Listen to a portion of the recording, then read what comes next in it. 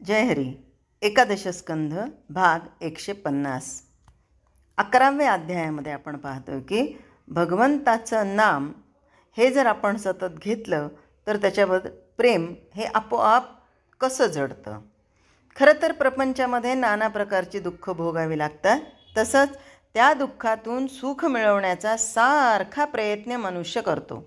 याचा अर्थ असा की मानवी जीवन अपूर्ण आहे हे खरं, परंतु अपूर्णतेतून पूर्णतेकडे जाण्याची धडपड केल्याशिवाय माणसाला चैन पडत नाही हेही तितकंच खरं.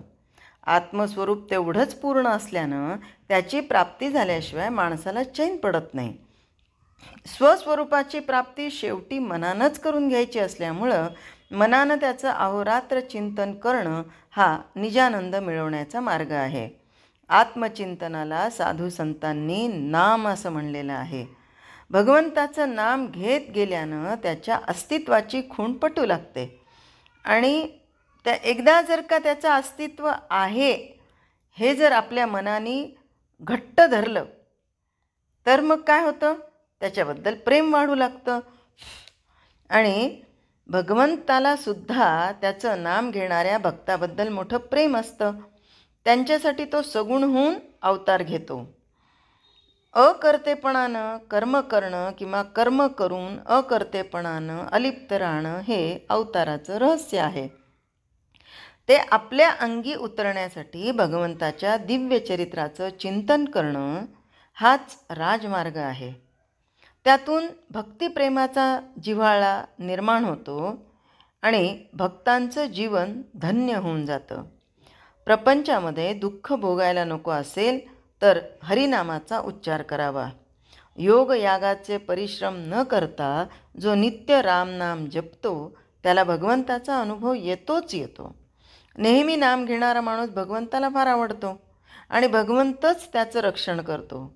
आता भागवतामध्ये आपण भक्त प्रल्हादाची कथा बघितली तर आपल्याला लक्षात येतं की त्या भक्त प्रल्हादाचा उद्धार करण्यासाठी भगवंताला त्या खांबामध्ये जावं लागलं आणि सतत नाम घेणाऱ्या भक्ताचं हा भगवंत रक्षण करतोच. असे कितीतरी उदाहरणं आहेत.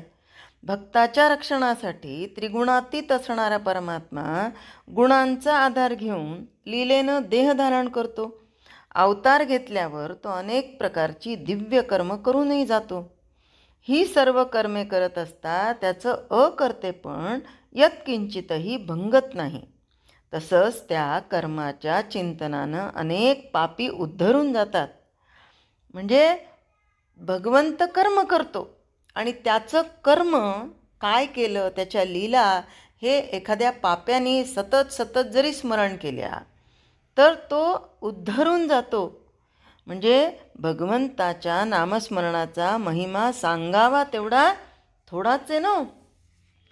जो मनुष्य आवडीने नाम घेतो तो भगवंताला अति आवडतो आणि म्हणूनच हरिपाठामध्ये नाथ महाराज म्हणतात ना, आवडीने भावे हरिनाम घेसी तुझी चिंता त्यासी सर्व आहे. नको खेद करू कोणत्या गोष्टीचा पती लक्ष्मीचा जाणत असे. म्हणजे त्याला सगळंच माहिती असतं नाही का. चारी वर्णांना नामाचा अधिकार आहे. जिथे नामाचा उच्चार असतो तिथे भगवंत खात्रीने राहतो.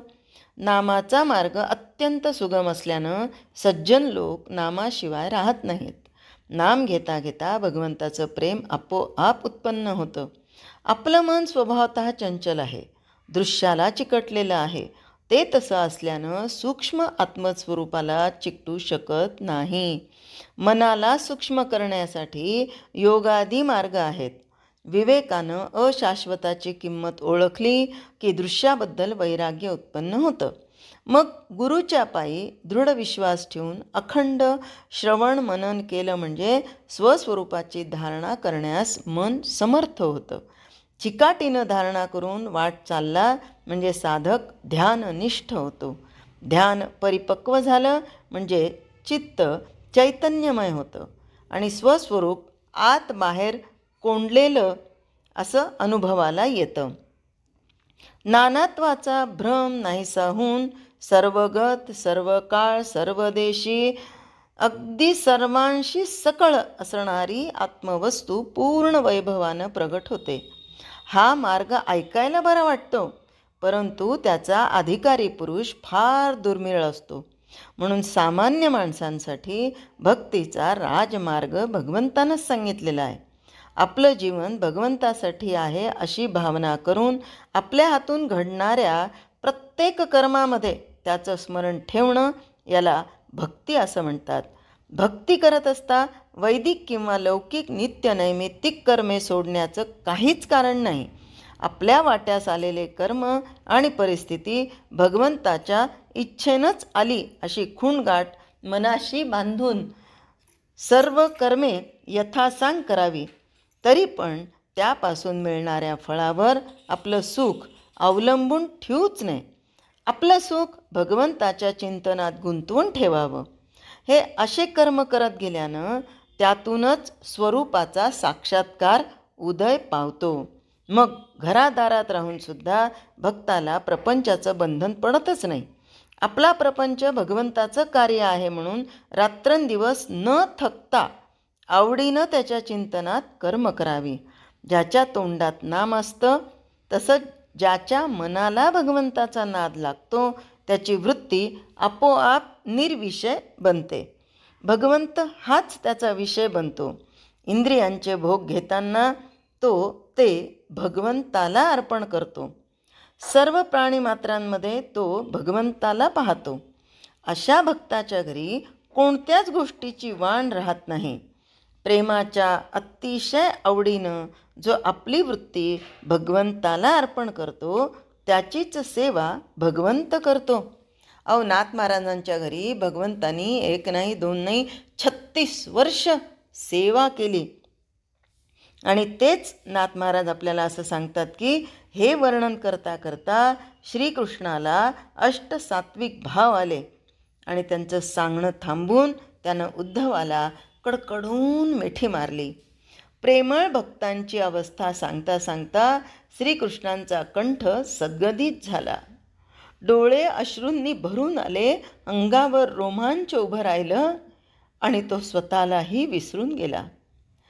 भगवंताला प्रेमाची किती आवड आहे हे उद्धवाला त्यावेळी कळलं.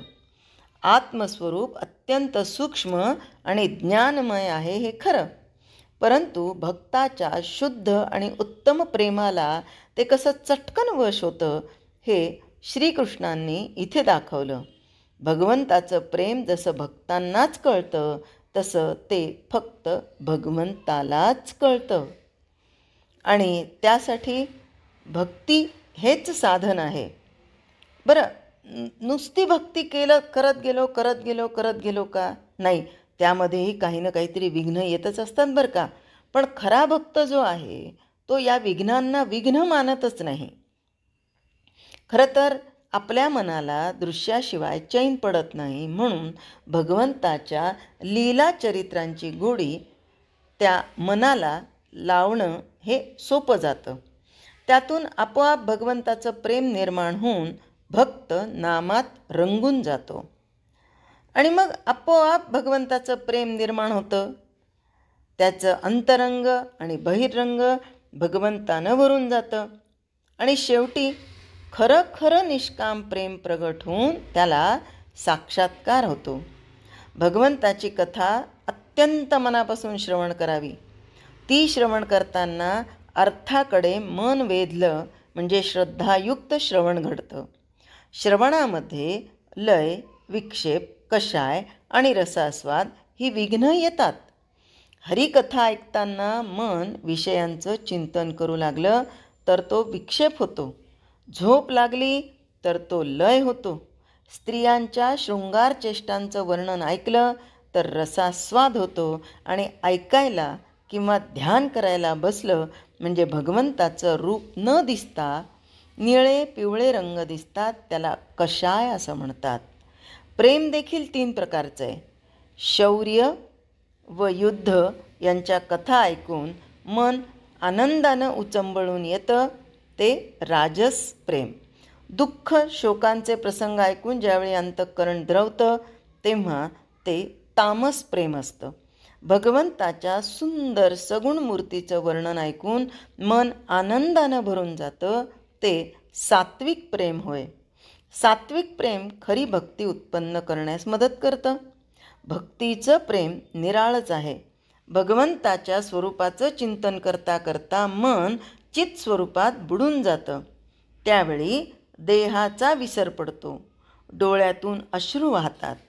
सर्वांगावर रोमांच उभे राहतात. गळा अगदी दाटून जातो. काही केल्या शब्द उमटत नाहीत. सर्वांग घामानं डबडबतं. नेत्र अर्धोन्मिलित होतात आणि मन आश्चर्यानं भरून जातं. हे खरं प्रेम होय. हरिकथा श्रद्धेनं श्रवण केली तर एवढा मोठा लाभ होतो. आजच्या भागात आपण इथेच थांबूया. जय हरी.